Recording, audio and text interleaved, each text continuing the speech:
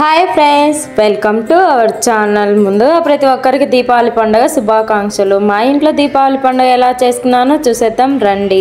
వేసి బంతిపూల మాల అయితే కుట్టేశాను. ఇంకా తర్వాత పూజ దగ్గర అంతా క్లీన్ చేసేసి మంచిగా పూజించుకొని దేవుడికి టెంకాయ కొట్టేసి ఇంకా ఫైనల్ గా హారతి అయితే ఇచ్చేసి ముక్కొని ఇంకా బయట గుమ్మాల దగ్గర దీపాలు పెడదామని బయటకైతే వచ్చేసాను. గుమ్మాల దగ్గర దీపాలు పెడదామని బయటకు వచ్చేసి ఇంకా బయట చూడండి ఎంత బాగా అలంకరించాను గుమ్మాన్ని. హ్యాపీ దివాళని రాసి మరి ఫ్లవర్స్ పెట్టి ఇంకా దీపాలు అయితే పెట్టేశాను. ఇంకా బయట అయితే ఇంకా ఫ్లవర్స్ తో డెకరేషన్ చేసింటి, అక్కడ కూడా దీపాలు పెట్టాను. బయట గాలి తోలుతున్న కూడా కొద్దిసేపు అలానే ఉంచేసాను. ఇంకా గుమ్మానికి మాలేసి దీపావళి అంటే ఎన్ని దీపాలు పెట్టినా మనం పండగ చేసుకున్నట్టుండదు. మనం తెచ్చుకున్న క్రాకర్స్ అవి ఇవి కాలుస్తేనే ఎంజాయ్ చేస్తేనే దీపావళి ఫెస్టివల్ చేసుకున్నట్టు ఉంటుంది. కాబట్టి మేము తెచ్చుకున్నవి అయితే స్టార్ట్ చేసాము. చూడండి మా హస్బెండ్ ఎలా తిప్పుతున్నాడు. ఇంకొద్దిసేపు ఇద్దరం కాకరపులు కాల్చేసి ఇంకా తర్వాత చిచ్చుబుడ్లు మేము తెచ్చుకున్నట్టువైతే అన్ని పెట్టేసి కాల్చేసాము. సౌండ్ పొల్యూషన్ చేయకూడదని చెప్పేసి మేమైతే సౌండ్ వచ్చేదైతే ఏమి తీసుకొని రాలేదు, కాకరపూలు అవి ఇవి మాత్రమే. మన ఎంజాయ్మెంట్ కోసం పర్యావరణాన్ని కలుషితం చేయకూడదని ఒక్క థాట్తోనే ఇంకా మేమైతే ఏదో నార్మల్ గా సౌండ్ పొల్యూషన్ లేకుండా అని చెప్పేసి నార్మాలిటీ తెచ్చుకొని